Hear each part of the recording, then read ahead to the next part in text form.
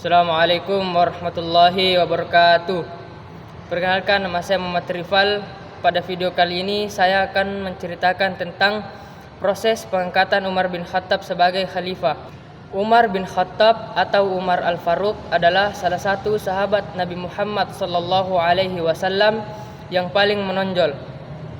Ia lahir di Mekah pada tahun 584 Masehi dari suku Banu Adi.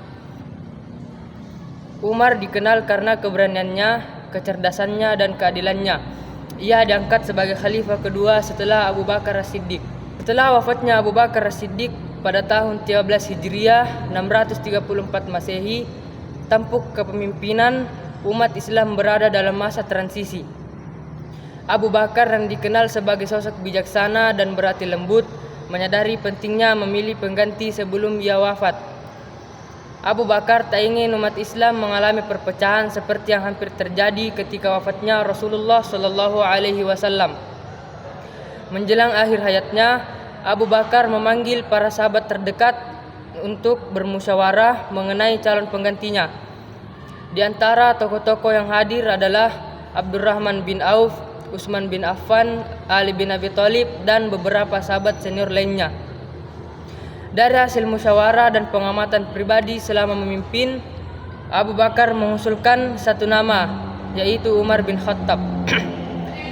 Keputusan ini awalnya menimbulkan keraguan di kalangan beberapa sahabat, sebab Umar dikenal tegas, bahkan terkadang keras.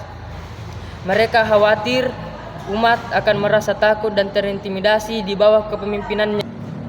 Namun, Abu Bakar meyakinkan mereka.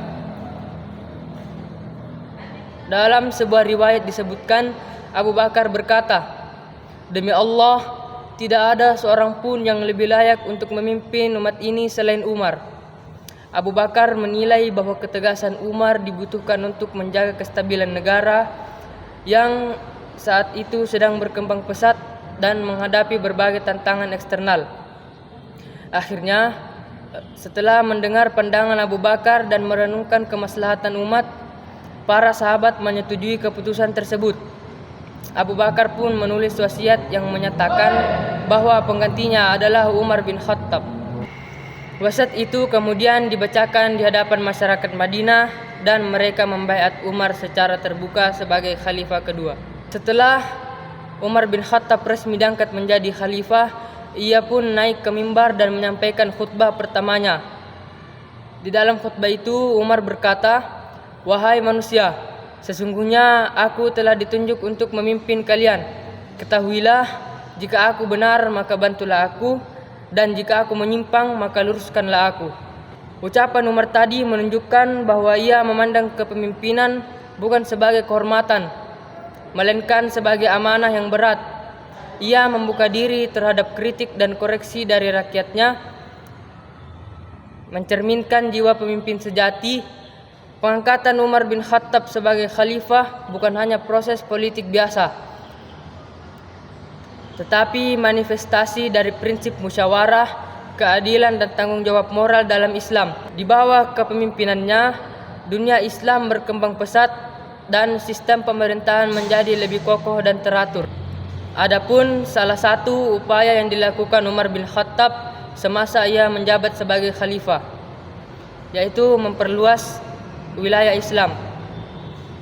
Selama kurang lebih 10 tahun masa pemerintahan Khalifah Umar bin Khattab, Islam berhasil memperluas pengaruhnya ke wilayah-wilayah di luar Jazirah Arab melalui berbagai penaklukan yang dilakukan oleh pasukan-pasukan Muslim di bawah komando Khalifah Umar. Menurut berbagai catatan sejarah, Umar bin Khattab berhasil membebaskan banyak wilayah yang sebelumnya dikuasai oleh Imperium Romawi dan Persia. Segala bentuk tindakan yang dilakukan oleh pemerintahan Umar untuk menghadapi dua kekuatan besar itu bukan hanya berdasarkan atas kepentingan agama saja, melainkan ada kepentingan politik yang harus dilakukan untuk proses penyebaran pengaruh Islam.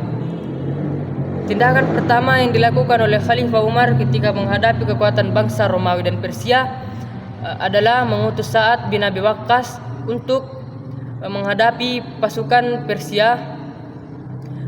serta menunjuk Abu Ubaidah bin Jarrah untuk menghadapi pasukan Romawi. Pasukan Muslim yang dipimpin oleh Sa'ad bin Abi Waqqas kemudian berangkat dari Madinah menuju Irak yang sedang dikuasai oleh bangsa Persia. Pasukan itu berhasil menerobos masuk dan terjadi pertempuran yang sangat hebat.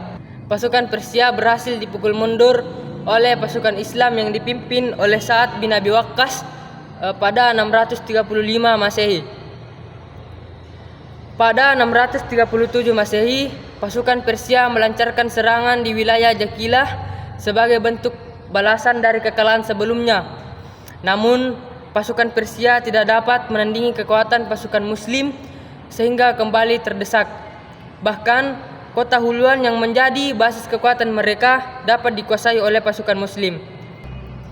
Pada 642 Masehi, terjadi pertempuran di wilayah Nahawan. Pasukan Persia kembali dapat dikalahkan. Dengan ditaklukkannya wilayah Nahawan, maka seluruh wilayah kekuasaan bangsa Persia dapat dikuasai oleh umat Muslim dan berada di bawah pemerintahan Khalifah Umar. Pada 635 Masehi, kota Damaskus yang menjadi salah satu pusat kekuatan Romawi di Syria berhasil jatuh ke tangan pasukan Muslim pimpinan Abu Ubaidah. Pasukan Romawi kemudian melancarkan serangan balasan dengan kekuatan yang sangat besar.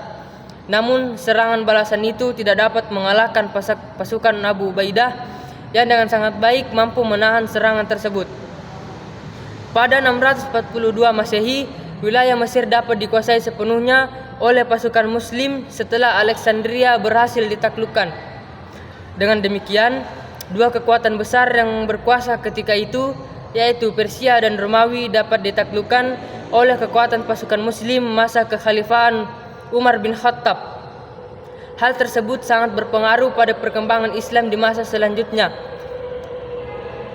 Kesimpulannya adalah pengangkatan Khalifah Umar bin Khattab dilakukan melalui wasiat dari Khalifah Abu Bakar As-Siddiq yang bertujuan untuk menghindari perselisihan di kalangan umat Islam. Umar setelah terpilih melakukan berbagai upaya untuk memajukan pemerintahan dan kesejahteraan umat, termasuk penataan sistem pemerintahan yang demokratis, perluasan wilayah kekuasaan, dan kebijakan fiskal yang mendukung ekonomi negara. Mungkin cukup sekian yang dapat saya sampaikan, kurang lebih mohon dimaafkan. Wabillahi taufiq wal hidayah. Wassalamualaikum warahmatullahi wabarakatuh.